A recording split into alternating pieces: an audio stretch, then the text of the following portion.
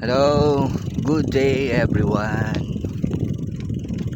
Yan, sa ngayon nagbibisikleta na naman ako. Although hindi naman ako late na nagising. Hindi rin naman ako puyat, pero mukhang puyat lang talaga. Ito dito. Di ba kasi kaninang umaga, nag-iisip ako kung ano yung kung ano yung gagawin ko right after kong mag breakfast. So pagkatapos ko nang mag-breakfast, inasikaso ko na yung sa kong bisikleta, yung aking mountain bike. Isang ginagamit ko din sa trabaho kasi nga umulan na naman kahapon, naulan na naman ako at umuwi ako ng basang-basa. Kaya nasikaso ko muna yon para mamaya pagka na naman uli ako papunta sa aking trabaho, at least naka ready na. Okay. Alam nyo kasi kanina, naiisip ko lang din na oo nga pala, no, malapit na din palang mag September. So meron pang 7 or 8 araw ata bago matapos tong buwan ng Agosto. At alam nyo, naisip ko lang kasi sa totoo lang, yung aking mountain bike, nabili ko siya noong September 2, 2023, kung na kami 24, 25 and 26. So magti 3 years na yung mountain bike ko. And then itong naman aking road bike, siya, magwa 1 year pa lang. Kasi last year ko lang naman siyang nabili. So same date, same birthday, kaya magkapares pa sila ng birthday. Tapos bigla ko palang naalala na noong last year nag bike loop ako.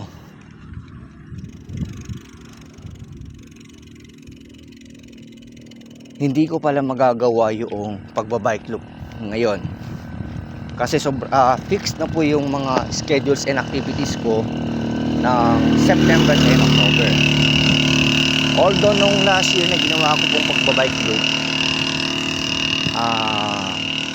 September din ko sana gagawin noon. Kaso nga lang, ang problema, medyo kinabahan ako sa budget o sa perang hawak ko. Baka kasi kung kapusin ako sa daan, syempre hindi lang naman yung parang pangkain lang yung magagastos ko.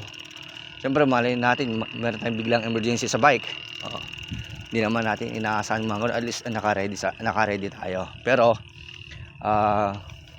good to know na naging successful naman yung natin pagbabike loop.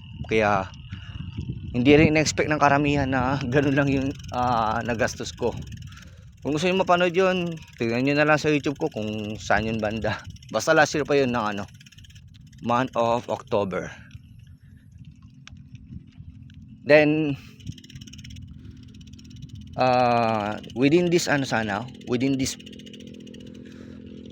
naging October siya noon na ginawa ko. So September sana na-move siya ng October.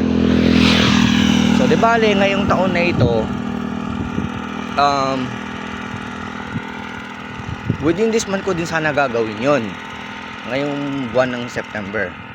Kaso hindi pwede kasi unang-una, kung maalala yun, yung takbo ko sana ng 3rd week ng August dun sa La Trinidad, naantala po siya dahil sa weather condition. So safety first po, wala namang problema doon. At least nga nag-abiso sila bago tumuloy lahat ng mga runners So na-move po siya ng September 12 and 13. Tapos merong family event na within this September, pero abangan nyo na lang din. Kaya hindi po kasi siya kakayanin ng number of days lang. Na pindot ko yung imbis na itatap ko lang sana yung light. Okay, hindi po kasi siya kakayanin ng certain number of days, kundi more than a week. Baka 1 week or 2 weeks, kasi parang sa tingin ko parang mas mahaba ate yung yung papadyakin ko dito sa may south. Ngayon ito itong month of October naman, ang ano diyan, first week ng October, pupunta naman ako ng Cavite. So ibig sabihin hindi pa rin magpipit. Then second week of October, nga pala, hindi pa pala ako nakaka-register doon. Okay, meron pang isang event ng October doon din lang sa sa Cordillera din lang. So hindi ko na alam kung saan doon banda. Ngayon, kung try ko naman ipapasok or isisingit sa sa second week, right after that activity, after ng run sa sa Cordillera, una baka wala na akong budget, kasi imbis na yung budget na pang bike loop, baka magalaw ko pa. So hindi ko alam kung paano ko magagawa yun. So layo ko rin iniisip kung paano. Siyempre hindi naman biro yung pagbabike loop, kaya dito basta ang iniisip ko na lang din, things to be considered na lang, na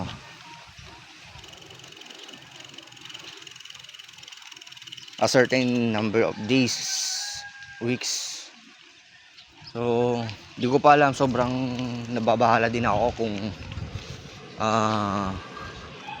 kailan ko siya isasagawa. Pero ganun pa man, dito makikita ko pa rin sa mga paparating na araw kung paano yung magiging adjustment,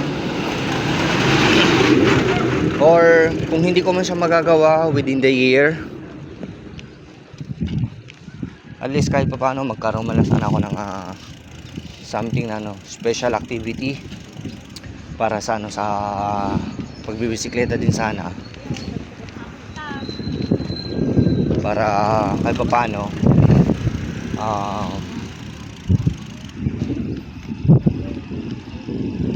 madagdagan pa history ng ng aking mga bisikleta. Siyempre ang kinikrate ko naman memories and history.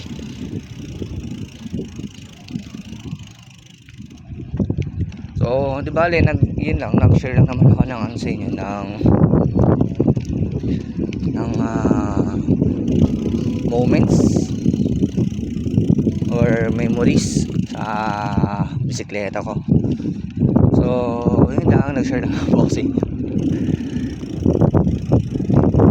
Yan, kung gusto nyo pong mga posturing venture, magbigay nga po kayo ng idea sa akin, maglagay po kayo sa comment section kung paano.